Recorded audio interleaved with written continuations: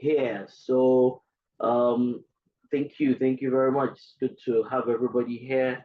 I recognize a lot of people on the call already. Some of them are like family, so to speak. So as it is, so Mr. Michael Osarens, welcome.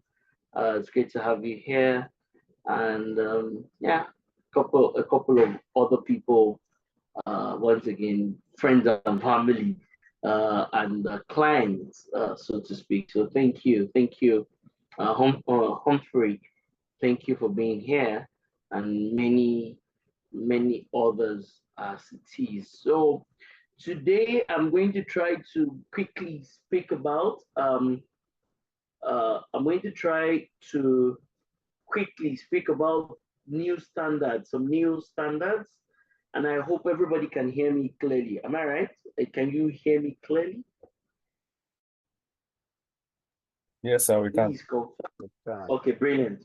Good. So I'm going to speak very quickly because I know this is lunch time for a lot of people. So this is lunch time for a lot of people. So I'm just going to try to quickly leverage this 1 hour period to quickly go through a couple of things. This is a very, last year into this year is a very interesting period. We've had how many standards that are all information security related that have all been updated. So what has happened, uh, what has happened is that we have so many things are being updated, as I rightly said. So what we are doing is we've also updated the training heights course to be able to reflect these standards, and that's what it is that I'm going through. I'm going to be going through today, the updated training heights cybersecurity course in itself, and I'm happy that we're all here. I know we're expecting a lot of other people. I know there's so many others that are being expected, but that's what this session is about. So I'll just quickly share my slides. I don't want to take too much of everybody's time. I want to ensure that over the next 45 to 50 minutes. But no, I hope I don't have to keep the one being, I don't have to be the one that admits people. Can you do that from your side, right? Yes, sir. Yes, sir. Yes, sir, I am. But can you admit people? Brilliant, brilliant. Okay, okay, good. So I don't have to worry about that.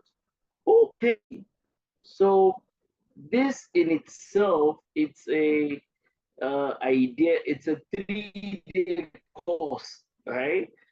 This is a 3 day course from Training Heights, and this is a 3 day training plus exam.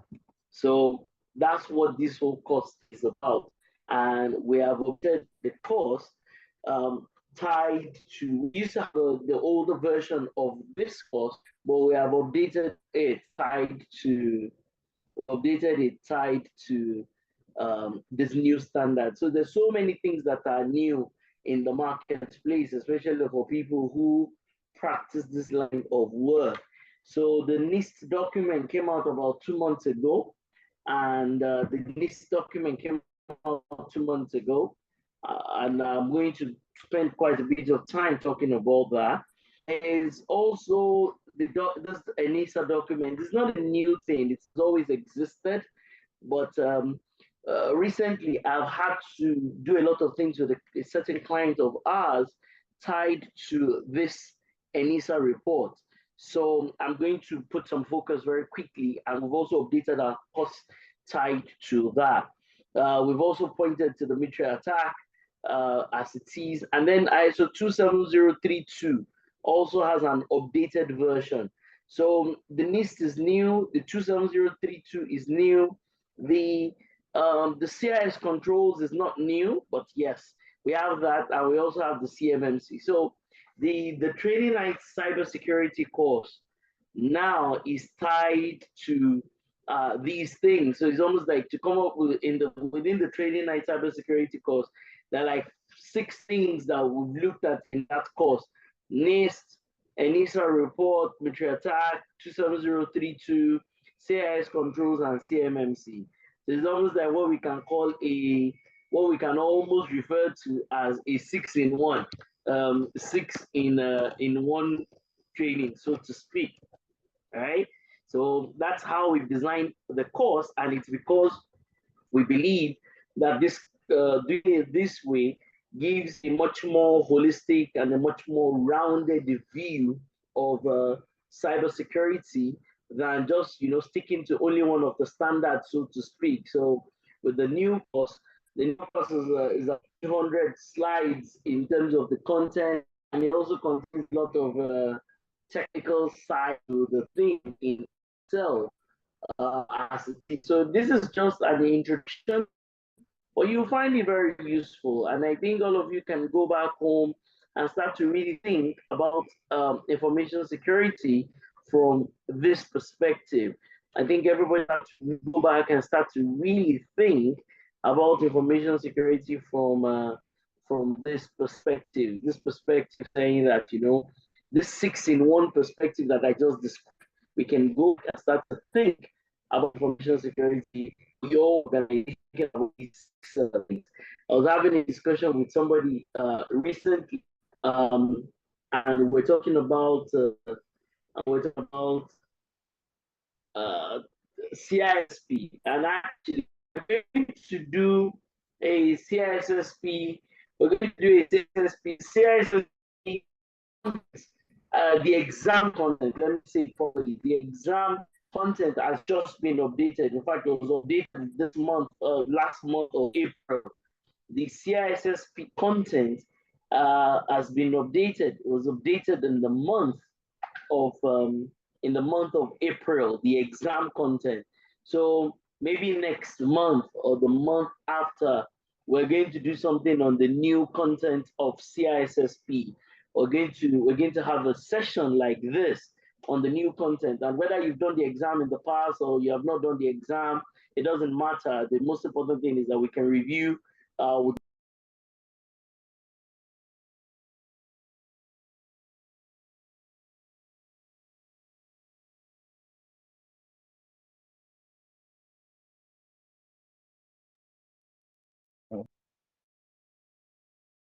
I think I went off for a moment. Am I right? I think I Yes, went you off did, for a sir. moment. Am I right? Yes, it is, sir. Am I right? Okay. Yeah. So I apologize if it happens again. I will actually let me check my internet connection. Just give me 1 minute. Give me a minute. Let me just check. I'm at the client's office, and maybe that's the challenge. So let me just do something.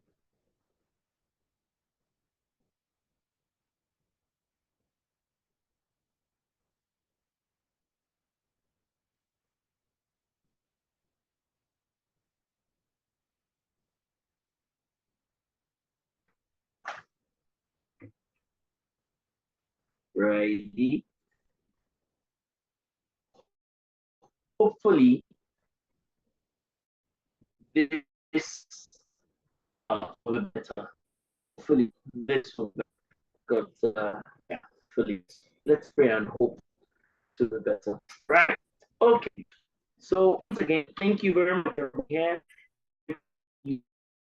Here is the foundation of 6% about cybersecurity from for your organization. You've got to think about it from 6 perspectives, 6 perspectives to cybersecurity for your own organization.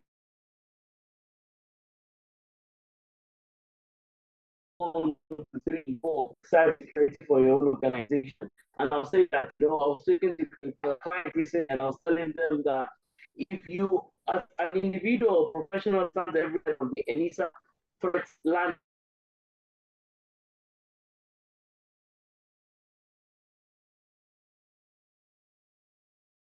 everybody. I apologize.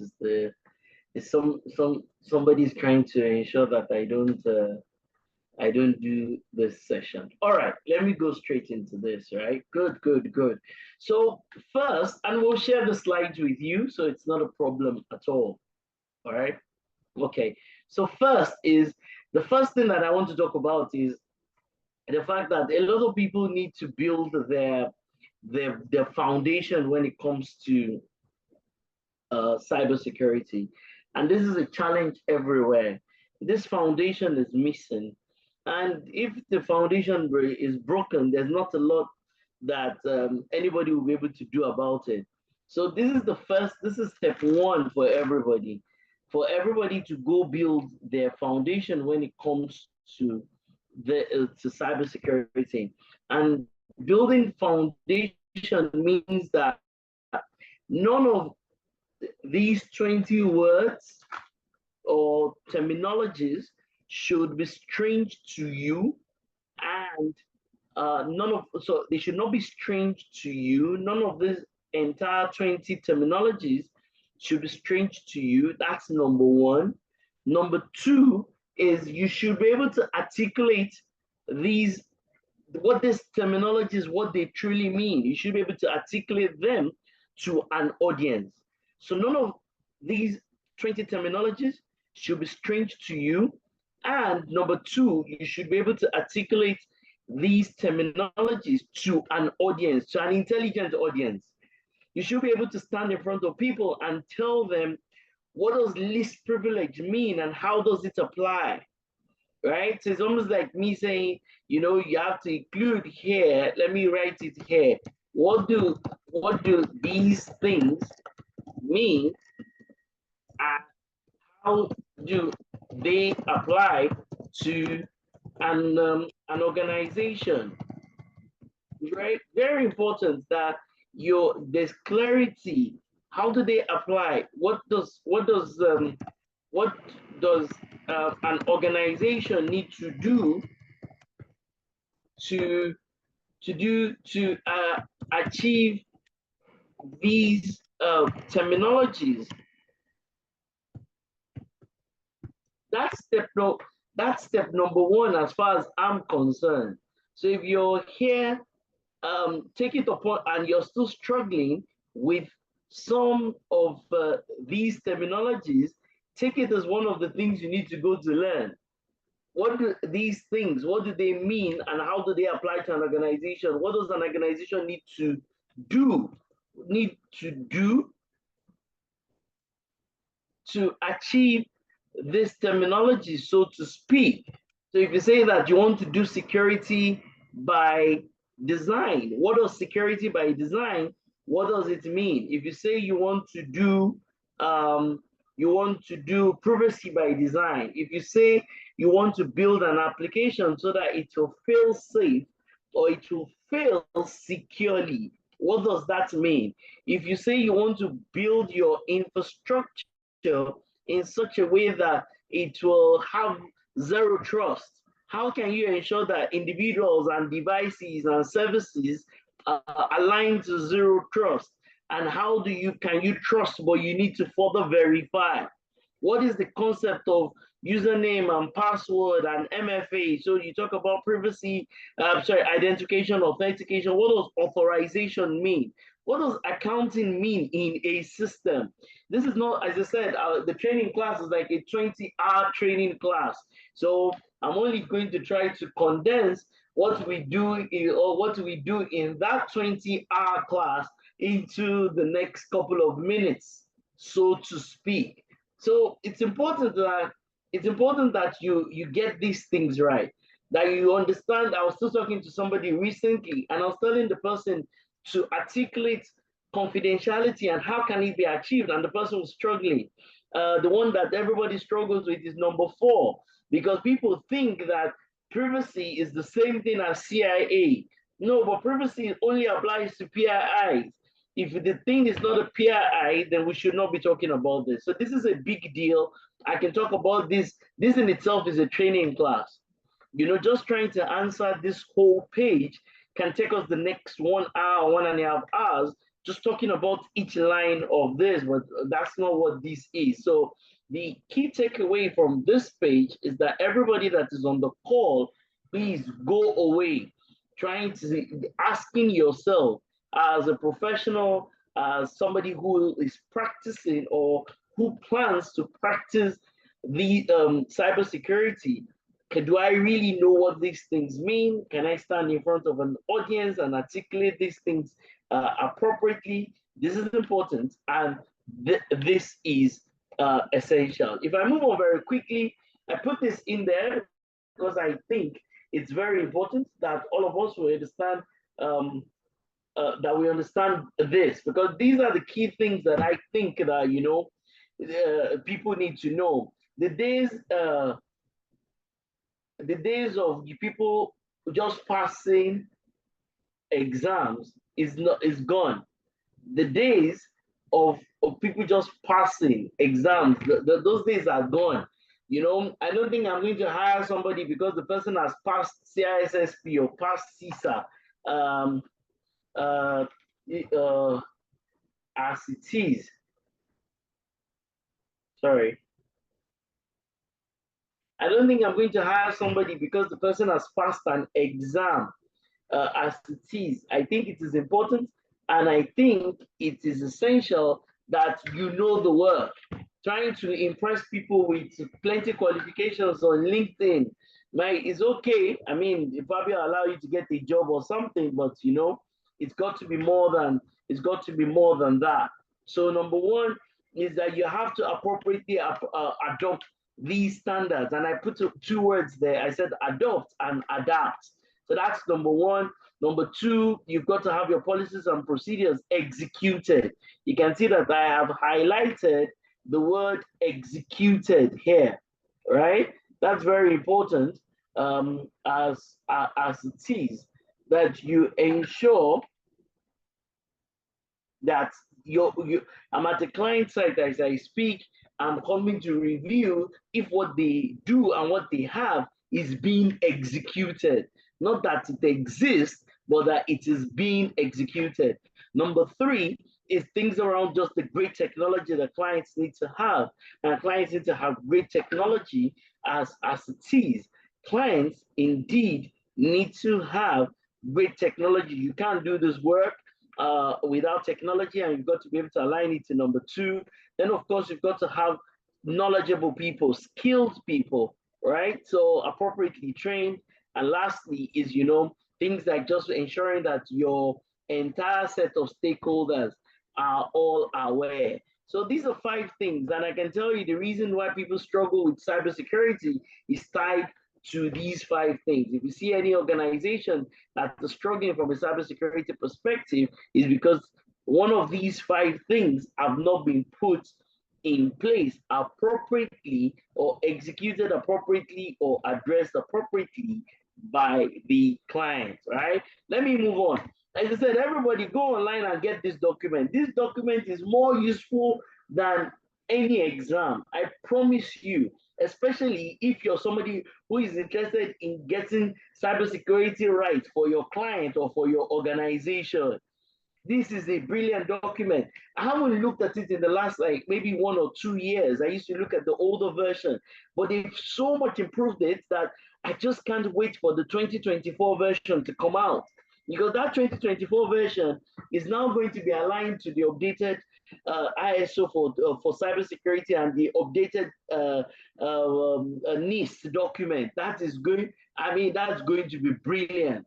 But trust me, this document in itself is way more useful.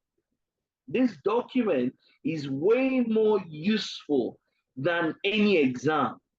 You being a practitioner of the things inside of this document is way more useful than exams, and it is a free document. There's hardly a cybersecurity book you can buy. I'm telling you, as a doer of this line of work, there is hardly a cybersecurity book that you can buy that will that is better than this book for real cybersecurity. For real, like for real, for real, for real. So if you're going to be somebody who practices cybersecurity, who's looking at cybersecurity, being able to support and help your clients, then it is important that you go get this document, and it is a free document. So it's not a document you have to buy, it's a free document. It's a freely available document. It tells you about what you should be afraid of. You know, sometimes people are wondering, what should you be afraid of? This document already tells you what you should be afraid of. What is that thing that is trying to steal from you? It's been identified here. So we're not just talking about passing an exam, but for you to really understand, what should you be running away from? Should you be avoiding? What should you be proactively addressing? And it talks about these eight threats, and I think it's amazing. I think it's important that you get these things right. Ransomware, malware, social engineering, threats against your data, right? So I mean, as I said, this book in itself, you can spend this 150, 60-page document, you can spend an entire week just looking at the details of the material. And this is like the best cybersecurity book you can buy. It might not explain the basics to you, but it actually also gives some of that explanation. But if you want to help your organization, if you're here, not thinking about just learning things for learning's sake, you know, some people, when it comes to some of these things, they just want to know it for knowing's sake. If you plan to support your organization, if you plan to ensure that your organization stays on top of cybersecurity and stays ahead of various types of threats, then you need to really look at this particular document. So I'm going to encourage you to do that. In this same document, they even pointed us to the military attack matrix for enterprise, and this is free. So you can go online, you can look at it. In this particular the ENISA document, they reference the different types of attacks that you can have, and ways and methods and approaches by which you can address them. The various types of attacks that you can have, and ways and methods by which you can approach them. On the Mitchell website, you'd also see things like the various types of tactics that people employ. And then he also tells you about the data sources, the data that people want to steal in your organization. Where is the source of the data in itself? And all this is free. All this is free. All this is available online. So once again, these are essential things that you want to take into keen consideration. And then it tells you of the military attack, also tells you about how you can mitigate these things. So once again, remember at the very beginning of this course, I said this training night course has been updated so that it's almost like you're getting a 6-in-1 course. Remember I said that at the very beginning, that this training night course and the certification has been updated in such a way that it's a 6-in-1 thing. And so in the course and in the material, everything a lot of things, let me not say everything, a lot of things that are tied to ENISA, the ENISA threat landscape report and the military attack have been included. So as it is, I remember that I said that even in the training class, the basics are dealt with. You need to understand these basics, and how do they apply to an organization? What does an organization need to do to achieve these things? I spoke about that, and I also talked about my own, what we can call the Orlando 5-step methodology for ensuring that you get cybersecurity right in your organization. So this is like my own 5-step methodology to ensure that you get cybersecurity right in your own organization. And so a lot of things about the threat landscape, the ENISA report, I'm waiting eagerly, I'm anxiously waiting for the 2024 version of this report, but it doesn't exist as of today. That is why we're referencing the 2023 version. Immediately we get the 2024 version, we're going to update this based on that. But it's brilliant as it is, and it tells about what you should be worried about. And then I told you that the military attack, we talked about it, and this is a brilliant source of information. It even talks about assets. I wonder why people who practice cybersecurity don't focus on some of these resources. I think the challenge is that most of us are very much focused on passing exams rather than on being excellent, globally recognized, and excellent cybersecurity experts. So if you're going to do cybersecurity, go on the website attack.mitri.org. Also go and get the ENISA report. These things are going to help you significantly in you trying to become a cybersecurity expert of some sort. I'm going to move on very quickly. I also like to talk about dashboards. In fact, somebody said, "Oh, that I never speak without talking about dashboards." I like dashboards because dashboards help you to measure, especially when the data is correct, when the data is complete and the data is accurate. It tells you about your performance. This is a performance dashboard for information security and cybersecurity. And I need to encourage all of you, go back. And that's what 9.1 in the ISO standard talks about: the monitoring, the measurement, analysis, and the evaluation. That's what it talks about. So you should always have a dashboard that you're using to measure your performance from many perspectives, as it is. And for people who, because one of the major reasons why we're doing this is because of the NIST 2.0 document that just came out this month of April, or last month of April, since we're in a new month. People have seen all sorts of dashboards that different individuals, different organizations, different entities are built for cybersecurity. So I'm going to encourage you in your own organization, go and ensure that you have useful. There's a client that I encourage to move from the way he used to do his reporting, and now he has gotten his dashboard right from 5 different systems, from his Active Directory, from the SIEM, from their DAM, and a couple of other systems, and now they have consolidated everything in a live dashboard, and the client is so happy and excited as it is. So that's very important. Once again, everything we're going to be looking at inside of Nist, you can map it to different solutions. So I'm going to encourage all of you, go and look at the mapping for Nist to your CyberArk solutions. Go and look for mapping from Nist to your Cisco solutions. Go and look for mapping from Nist to your Sophos solutions, or to your Fortinet solutions. There is a mapping from the controls in the Nist document and from the requirements to different technology platforms. And that's important. A lot of people need to realize that there is a mapping from the security side of things. You need to map from your, you need to ensure that you map right from the document, the standard, to the technology platform. So there are many technology platforms, there are many technology providers. There is a mapping from Nist to Microsoft Solutions. There's a mapping to Cisco, to Fortinet, to CrowdStrike, to Cloudflare, to CyberArk, to Checkpoint. So you have to ensure you don't achieve information security with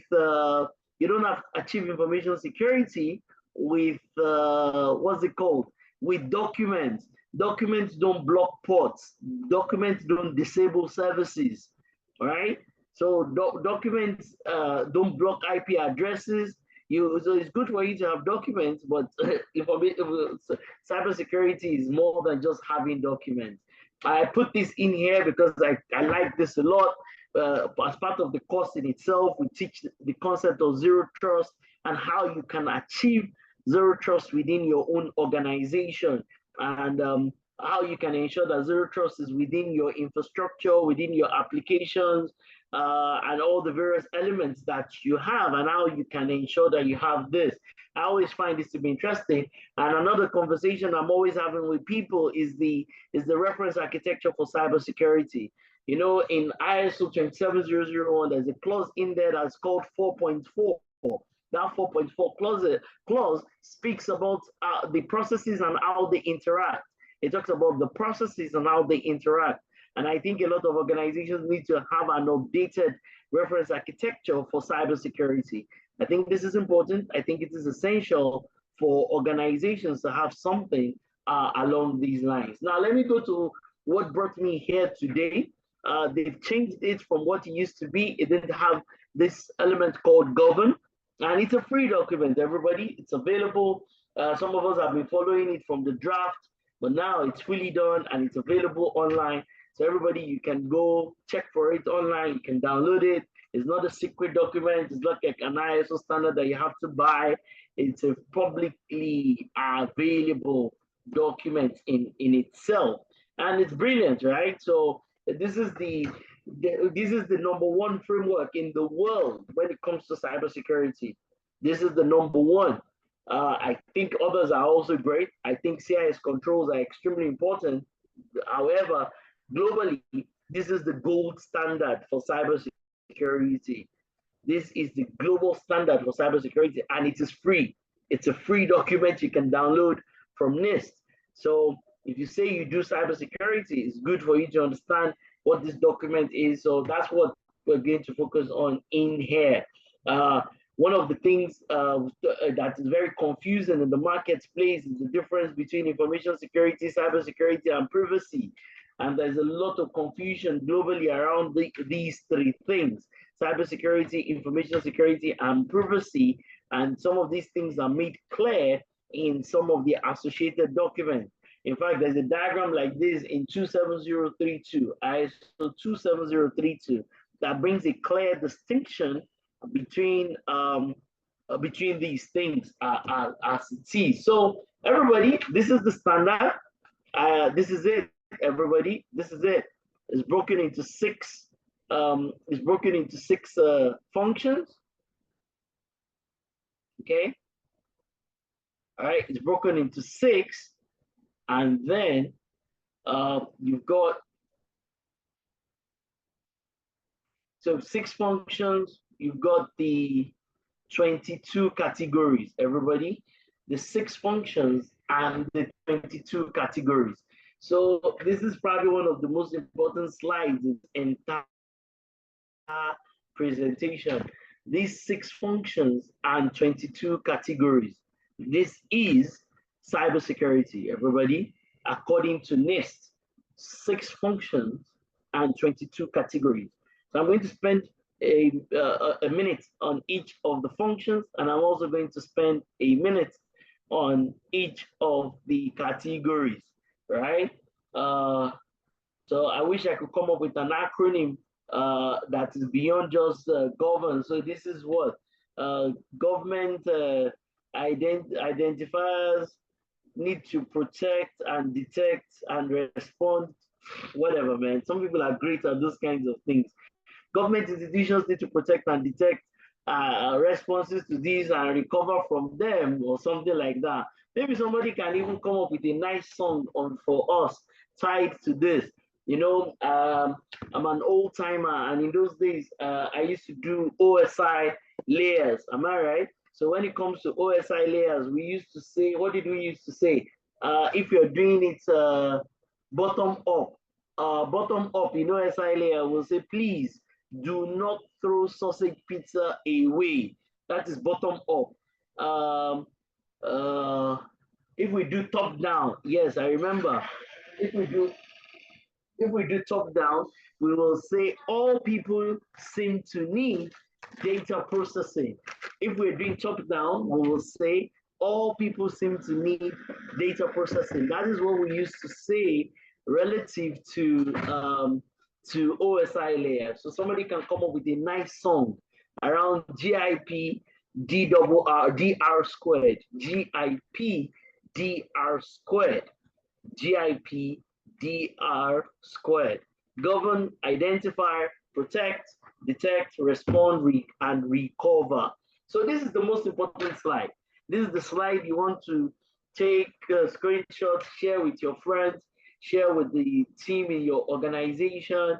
These are the kinds of things, this is what you really want to look at when it comes to NIST. And as I said, I'm going to go through this very quickly, but this is the most important slide as it is.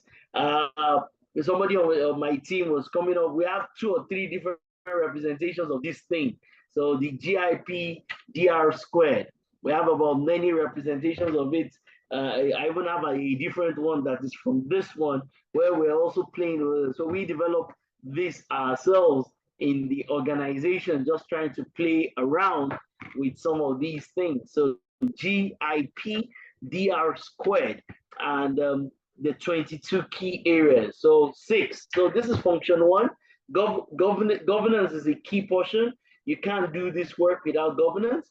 So governance is key. You cannot get this work done without governance. And within governance, you've got 6 categories. These are the 6 categories, everybody. So the context, and this is what's even in line with ISO standard. You know, we talk about context in ISO standards. We talk about context of the organization. So that's very important. So look at here, it talks about the organization, its mission, its internal and external stakeholders, its legal and regulatory and contractual requirements, its critical objectives, and its outcomes. I can tell you for free, ISO 27001 is the background for these things. Any serious organization that wants to do Nist must have done ISO 27001. If you're a serious organization and you plan to do Nist CSF 2.0, it kind of makes an assumption that you have done, it kind of makes an assumption that you have done ISO 27001. Because if you've done ISO 27001, some of these things you would have done and that you would have sorted. They didn't say that in the standard. It's the same thing with 27032, ISO 27032. The assumption is that you've done 27001. That is the assumption that you've already covered your background when it comes to this. So that's one. Number 2, so what we're doing, everybody, we're going through, we're about to go through the 6 areas under govern. We're about to go through the 6 areas under govern. So this is area number 1 under govern, right? You can see that it has 6 subcategories.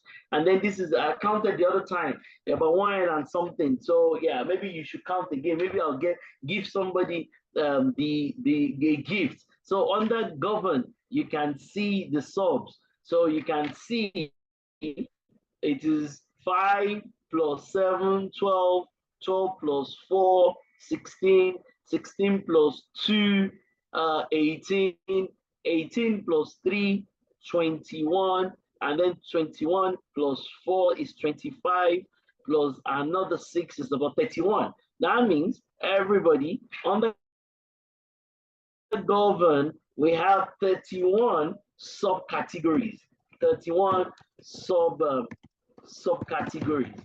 All right, I have it clearly written in the actual training slide in itself. So risk management is also a big deal here. So this is like in ISO when we talk about 6.1, and we can see that this is very extensive. So you can see that it speaks about the risk appetite, the risk tolerance statement, risk management activities. So it's big on risk. It's big on risk. This is like 6.1. You can see that at the end, he also talks about the strategic opportunities, like what they call positive risks. So this is how this is captured inside of this new version. If you also come here, this is like what we call 5.3 in ISO 27001. Well, who is the steering committee? Who are those that make up the steering committee? Who are they? Who are the members of the steering committee? What do they do? What do they know? What exactly are their capabilities? Why have we put them as steering committee? Who is the CISO? Who's the head of ISMS? And those kinds of things. So it also covers roles and responsibilities. The CISO, the ISF, the cybersecurity team, and HR must have notified them, and they must be skilled and qualified and things like that. So this is also inclusive. And then it talks about policy, everybody. It speaks about policy, all under govern. And once again, it's not just about having the cybersecurity policy, it's about ensuring that the policies in themselves are being executed. I say to you once again, there's no point trying to do this. See, it's a Nist CSF 2.0 if you have not done 27001 as an organization.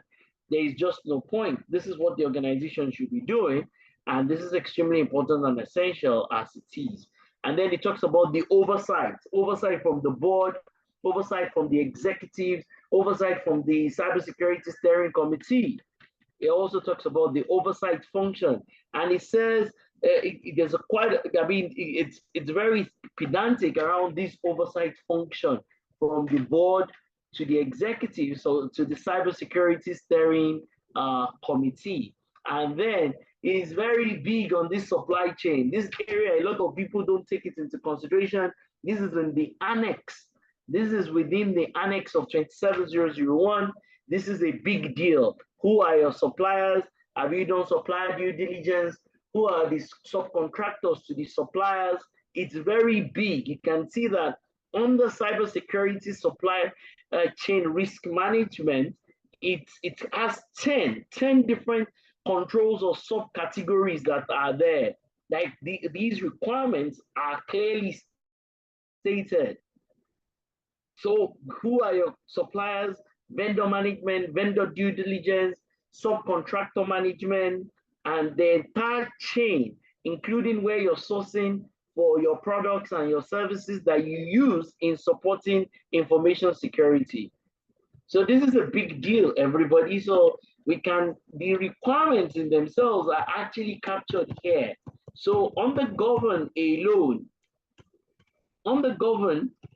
alone, there are these entire 31 subcategories or requirements in there on the govern alone. And this is the real deal that, you know, if you want to get governed right, right? If you want to get governed right, under those six categories, there are about 31 subcategories there. Under 6 categories on the govern, there are 31 subcategories in there. Because of time, let me move on. The next area is where we talk about identification. And identification has got 8 plus 10 plus 4. 8 plus 10 plus 4. That is like 22. Am I right? So let me write it here. So we have what we can say 22 subcategories / requirements. Right? So we can say we have 22 subcategories / requirements under identification. And once again, so I hope somebody is doing the math. The first one was 31 plus this one that we have done, 31 plus what did I just type now? 31 plus 22 makes it what? 31 plus 22 makes it what? Is that 53? Yes. So somebody should be doing the math. 31 plus 22 is 53 all the way till this moment as it is. So under identify, it's got 3 categories, right? Under identify, it's got 3 categories as it is. It's got 3 categories. So, sorry. Yeah. Okay, good. So in here, under this is where we can say, let us now look at the categories. And this is why I like CIS controls. This is where CIS controls start from. I'm not sure whether I have the slide for CIS controls here, but this is where CIS controls start from. It talks about asset identification. I'm a lover as a person. I'm a lover of CIS controls. I'm not sure. Aha! I'm a lover of CIS controls. Can you see control 1 and control 2 for CIS? It talks about inventory, and I like CIS a lot. It even broke the inventory into 2 different bits. It talked about inventory relative to hardware and every other thing. It could be hardware, endpoint systems, and all that. But it then talks about inventory under number 2, where it talks about inventory of software. I mean, this is the work of a genius that they decided to break the inventory into 2 parts so that you can keep your eyes on software. And if you studied computer science and engineering, you know that software can be broken into operating system and application software. and then operating system can now be broken into maybe open source and Microsoft and endpoint user operating systems.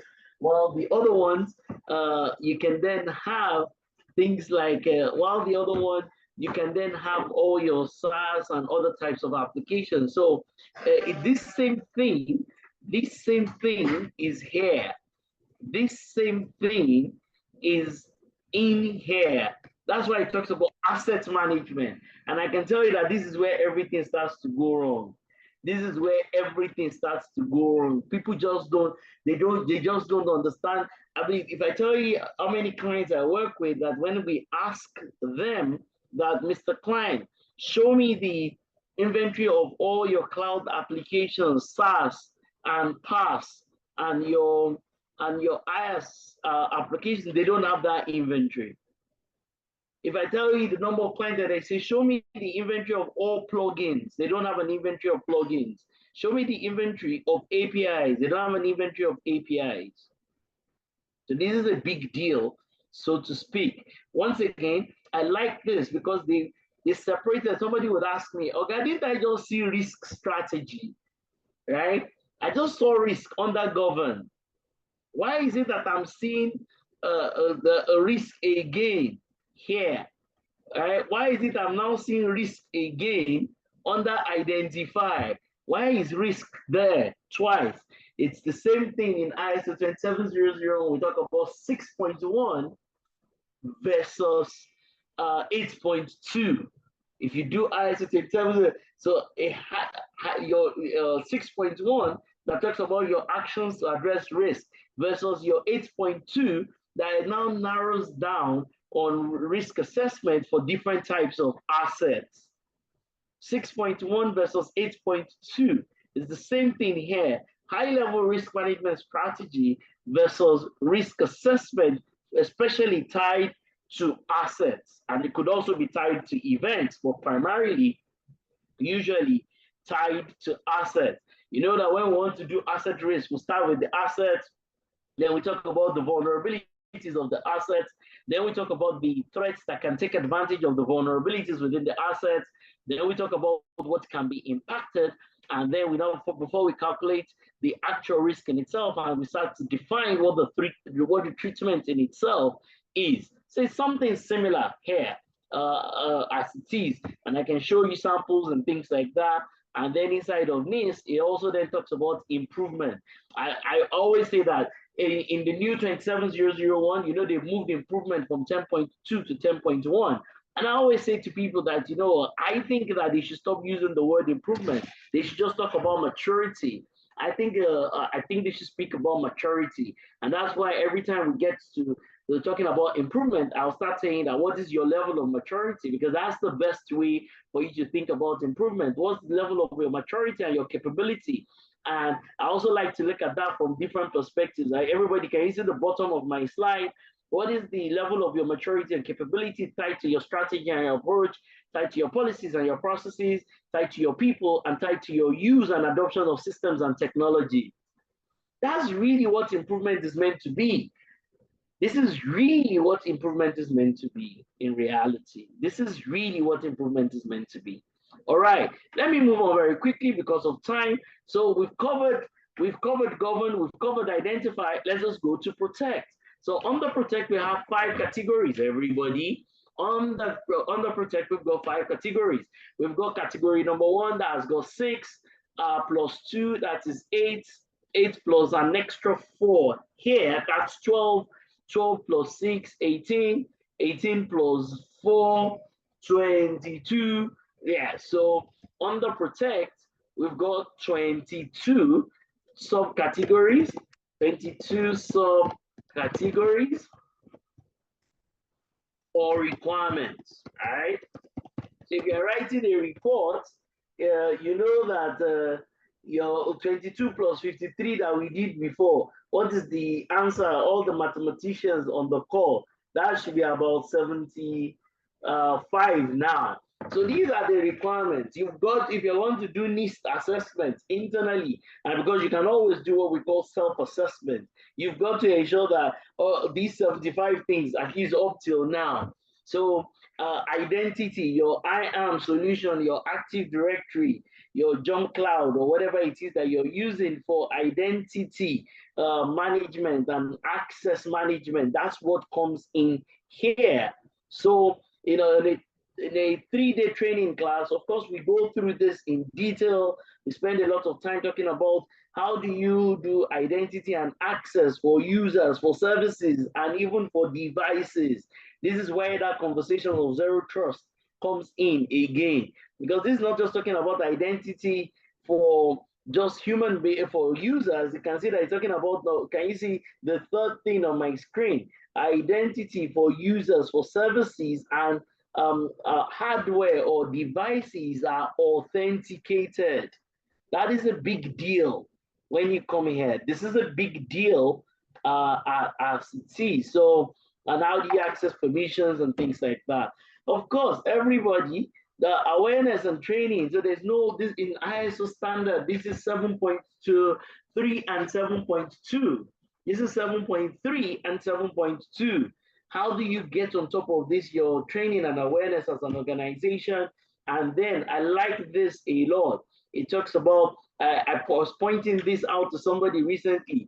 Can you see? It's not just looking at data generally. Can you see that it talks about data at rest, everybody? Data in transit, data that is in use. This is tough because a lot of people won't even understand how they're going to analyze data that is at rest on the hard drive, data that is going through the network, and the data that is in use in the RAM or as it is, the RAM versus hard drive versus network. So you can see that there's a lot of discussions to have when you're talking about data in itself, all right? And then of course conversations around backups and all that. And there is a mapping that you can do to 27001. That's what I say. If you want to get this right, you must have done 27001. And then it brings this. I mean, none of the other standards really looks at something called platform. Okay? It decides to look at it as platform, but platform is a big deal. So it talks about configuration. It talks about all your this as a service. They come in infrastructure as a service, platform as a service, software as a service. They all come in here. And once again, I mean, look at the last one. Secure software development is here. Configuration management. Don't try it. If your organization has not done 27001, don't even bother. Right? You're going to struggle significantly. It's almost like you want to go to university without going through secondary school or primary school. That won't work.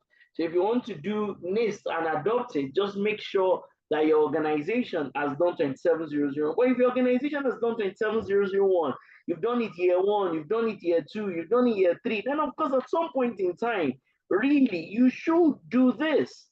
If your organization has been doing, I mean, I have clients that have been certified to 27001 for 8, 9, 10 years. So adopt Nist. Use Nist as like icing on your 27001 cake. Use Nist as the icing on your 27001 cake. That's the smart and the sensible thing to do as it is. Further to that, it also talks about technology infrastructure.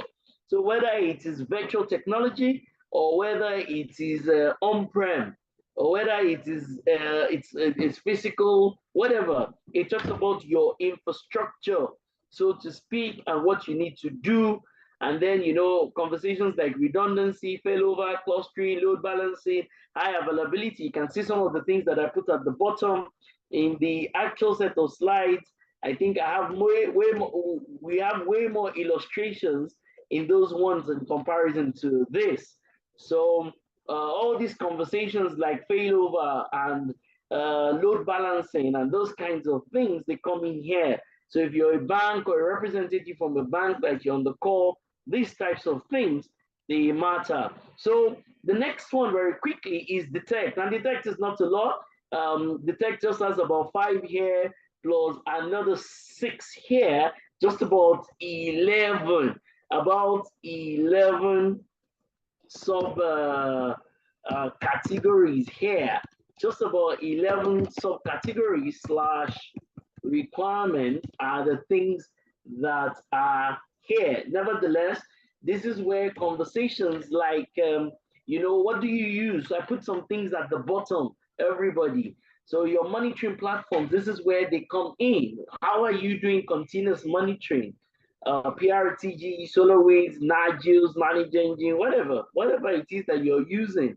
And then the challenge that most people have is that what exactly are you monitoring? Because what is going to help you monitor your applications is this might be different from what will even help you monitor your databases, right? What will help you monitor your apps slash DBs might be different from what is going to help you monitor your network. What is going to help you monitor your APIs might be different from what is going to help you monitor your storage. So when we talk about this whole monitoring thing, it's in layers. So your brain has got to be able to capture things in layers as it is. So it also talks about monitoring, and then it talks about how do you do adverse event analysis? Yesterday I was with a client, I was on the call with a client, public holiday, where the client had mixed the events with incidents, cybersecurity events or information security events versus information security incidents. And we had to go into a lot of details to be able to clarify that you can do your event via your SIM, but your incident might be via a different application in itself. So how do you do events? So what is helping you from an adverse event? I like the way they qualified it inside of this Nist. So I mean, as I said, me had already seen we even as an organization, we started using the draft version of these things, even as much as far back as last year. So it's just that we were waiting for this final version to really go to market. So you can see the conversations around how does a SIM help you? How does an ATP help you? How does an EDR help you? What do you use for web filtering? How does a WAF or a network firewall? What helps you, or an IDS, whatever. If I don't know what you use. Maybe you use something that has IDS plus IPS capabilities. I mean, it all depends on whatever you use as an organization. But it's those types of conversations that happen around adverse events. And of course, your SIM is a big deal here. The next one, second to the last, is respond. How do you respond? And it's got 4 categories. So you can see 5 plus 4 is 9, 9 plus 2 is 11, 11 plus 2 is 13, so to speak, right? So about 13. So we have about 13 subcategories, right?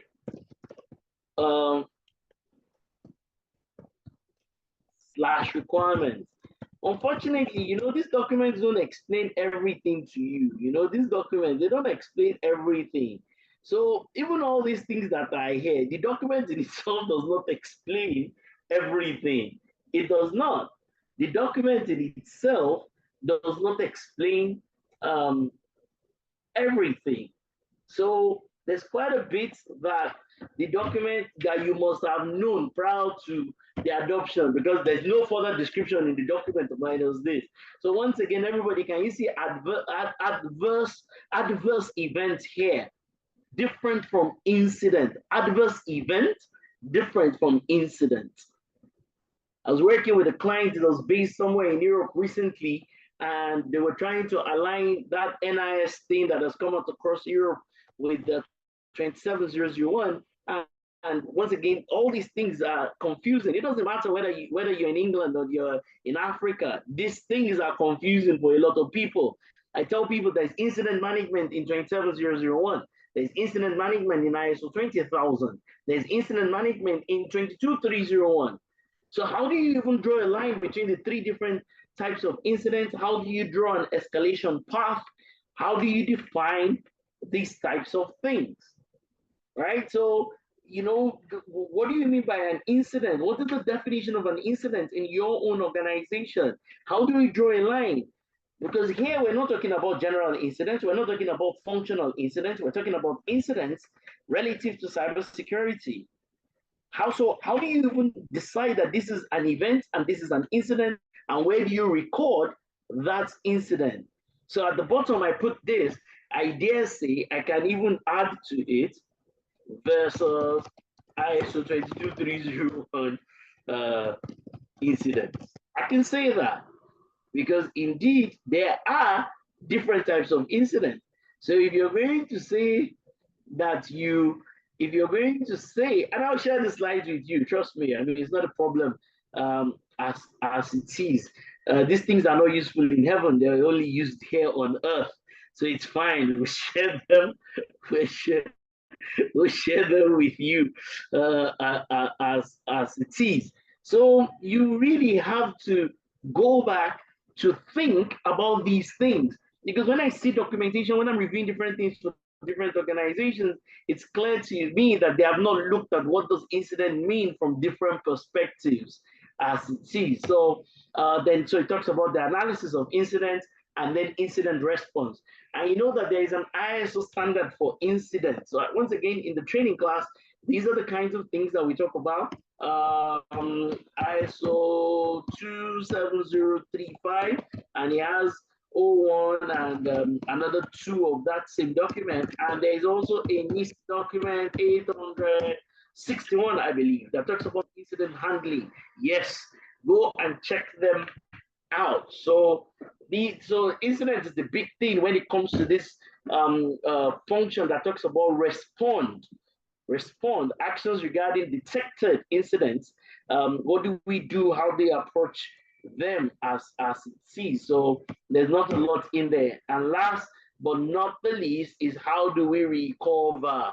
How do we recover? And under recovery, you can have it a 6 plus 2, isn't it? So under recovery, so we've got 8 subcategories. Yeah, slash requirements. I'm almost done. I know that some people need to go for their lunch or whatever. Right? I'm almost done. I try to make it as quick as possible. Anyways, that's that. So here they're just about 8, isn't it? So does anybody have the final figure? All right, they're just about 8. If you add that to it, is that 96? Did we skip any? Let's do this again quickly. Everybody, who are all the very smart people on the call? We have 31. 31 plus 22 is right. 31 plus another 22. Am I right? Plus another 22 plus 11, right? So that would have taken us to what? Yeah, plus 11. And lastly, not lastly, we have 13. And then lastly, we have 8. So what is that? Can I go to the chat room, everybody? So that's like 96 plus 11. Is that like 107 requirements? Is that like 107 requirements? How many? Aha. What's this person that is talking about 2000? What is that?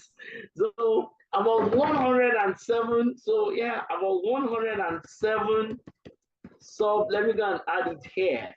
About 107 sub. So this is the whole of the thing, isn't it? It's got 22 subcategories, and let me reduce this. It's got about 22 subcategories. Yeah, 22 categories and 107 sub categories. Yeah, slash requirements.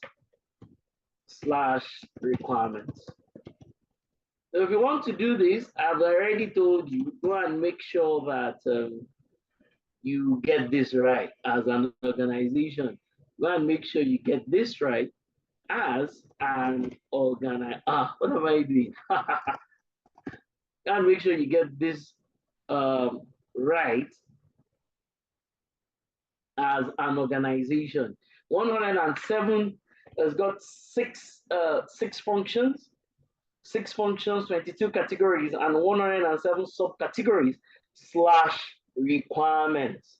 So this is a decent layer for you to put on your 27001. I know I've almost run out of time. I'll make sure very quick.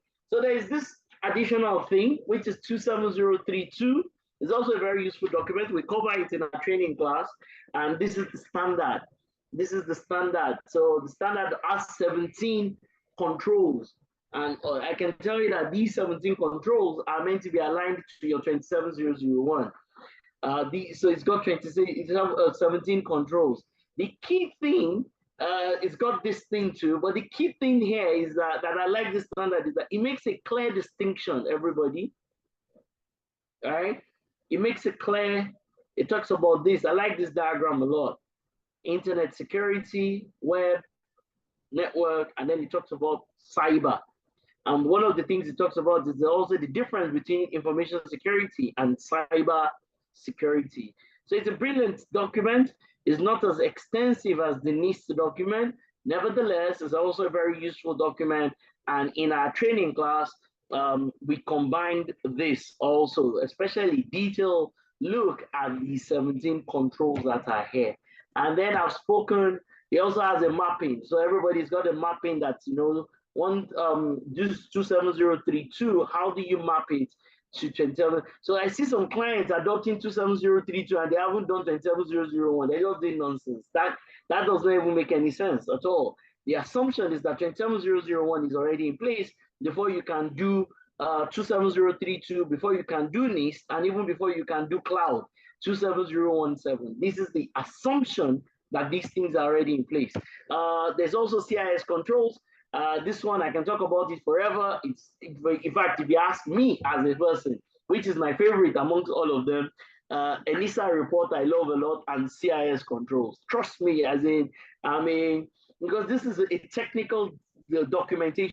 I love this document. It is technical, right? That's why I like it, because it tells you what you should look for when you're talking about malware, what you should implement and what you should audit. So I like it. Of course, there's an alignment between these and all the other documents. And I think in that same document, we also put the cybersecurity maturity model, CMMC. And this CMMC covers some of these areas, these 14 areas.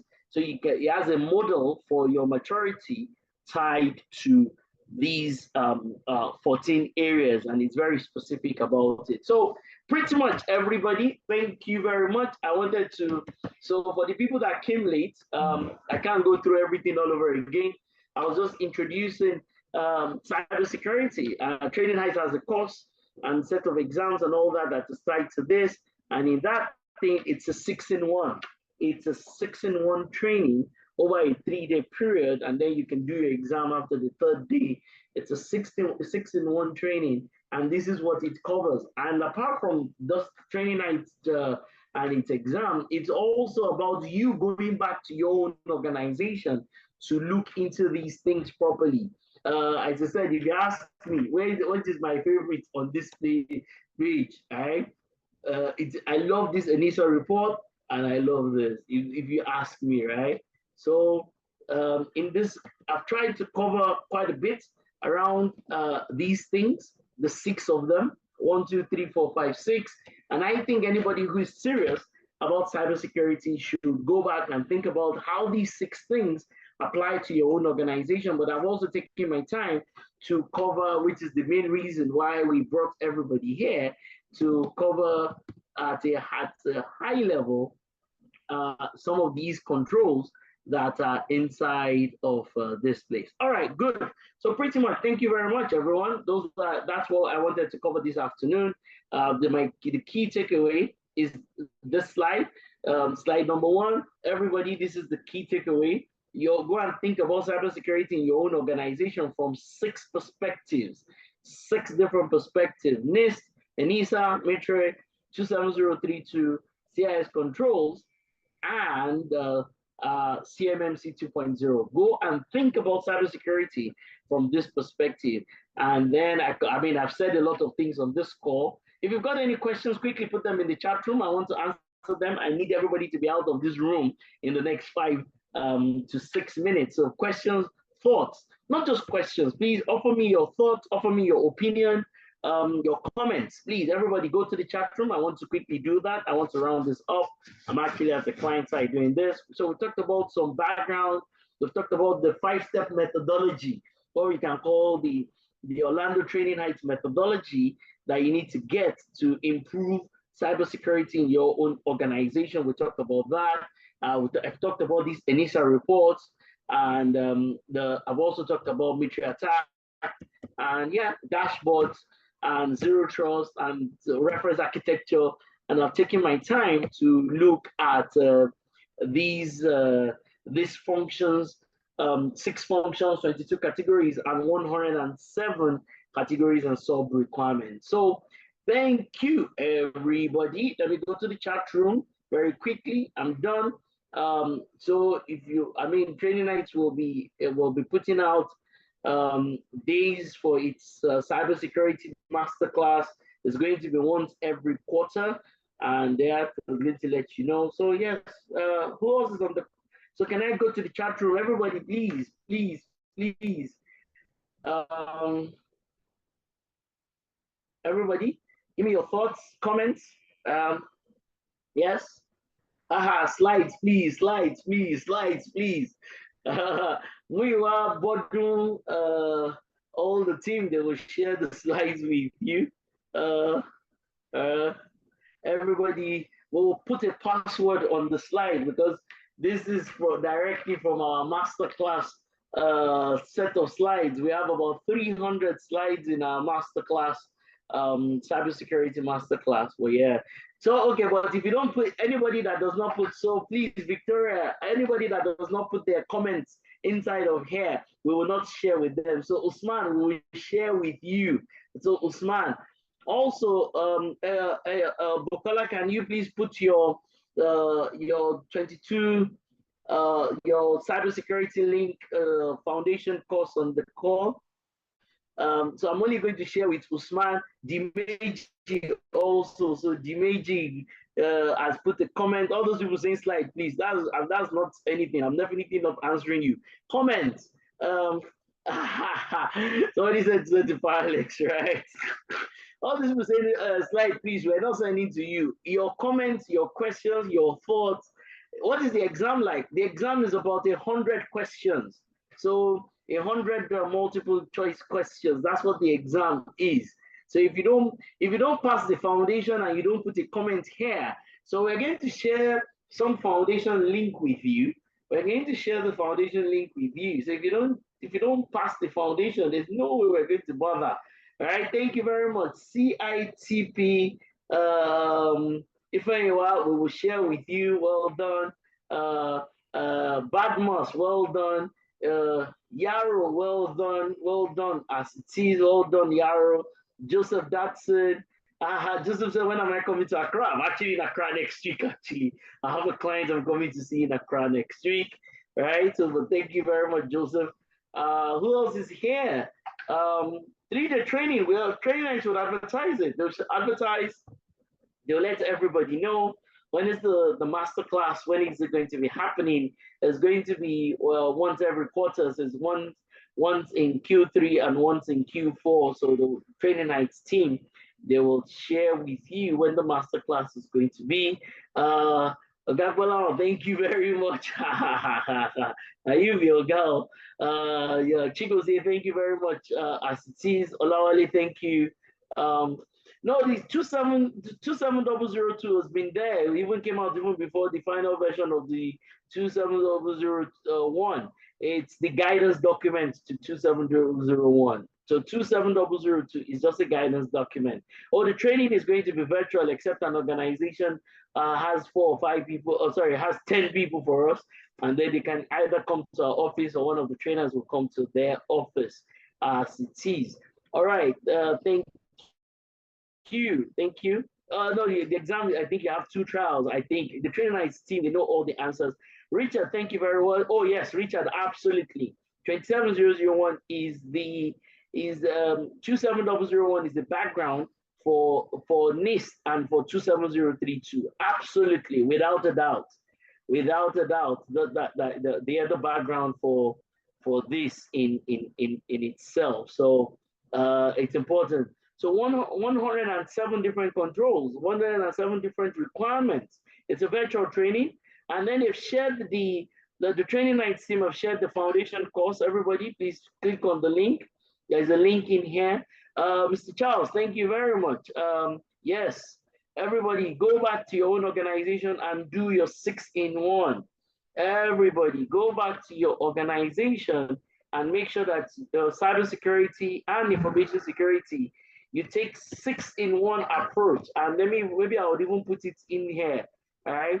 ISO 27001, ISO 27001 is the foundation, is the background. Let me put it as background and foundation. Let me put it for all these things.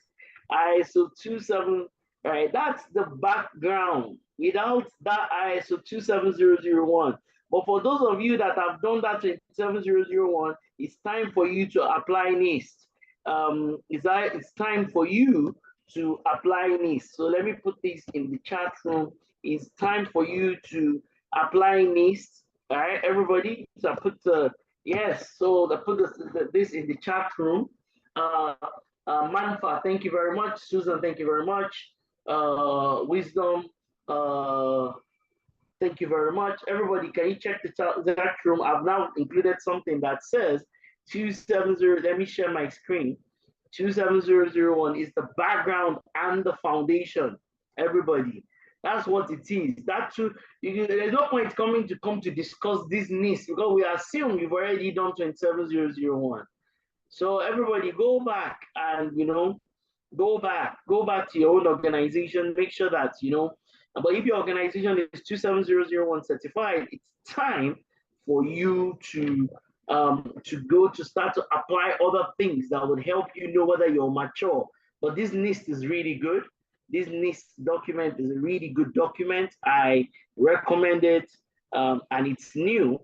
It's very new as it is. So everybody, I hope you can see my screen. You can take a screenshot. This is how you need to start to think about cybersecurity in your own organization. This is how you need to start to think about it. For the foundation, it is about 30 questions, but it's going to be about 80 to 100 questions for the cybersecurity manager, and it's very deep. You're going to get questions across these 6 areas. As I said, the assumption is 27001. You've got that background and foundation, both as a person and even as an organization. So this is the crux of the entire conversation. So please take your foundation exam. But yeah, this is it. So we would advertise, and of course, we're also happy to support and help you from the assessment, from the maturity assessment or the assessment aligned to the cybersecurity framework. 107 requirements as it is. So everybody that is certified, that's what you should look into adopt. 107 requirements. All right, people, thank you very much. I think it's high time for us to bring this to a close. Thank you for taking the time to be here. Mohammed, thank you very much. Everybody, thank you. I can't mention everybody's name that is on the call, but thank you. Thank you, Emmanuel, everybody, Ebenezer, Joseph Hammond, thank you very much. We'll share the slides with you. Please pass your foundation exam. Ugochukwu, Chioma, everybody, thank you. Thank you for taking out of your time. Richard, thank you. Jeffrey, thank you. Jeffrey, thank you very much. Mohammed, Muritala, Amos, everybody, thank you for your time. We definitely look forward to seeing you. Maybe the next time I'm going to do this, I will cover, maybe we'll just do that thing that we talked about, cybersecurity. CISSP. At some point in time, I want to cover CISSP, the new CISSP exam, or whether you want to take the exam or taking it, we just look at the new content, and all of us will just review it over like an hour and a half. That might be something we want to do. I'm very familiar with that exam. I did it about 20-something years ago, to be precise, 21 years ago. But because I'm a practitioner, I'm said that if I have to sit for it, I'll still pass it. sure about that though. But yeah, we'll look at that. So once again, thank you very much, everyone. Thank you. God bless you. Thank you for coming. Thank you for being here. We appreciate you all. Thank you.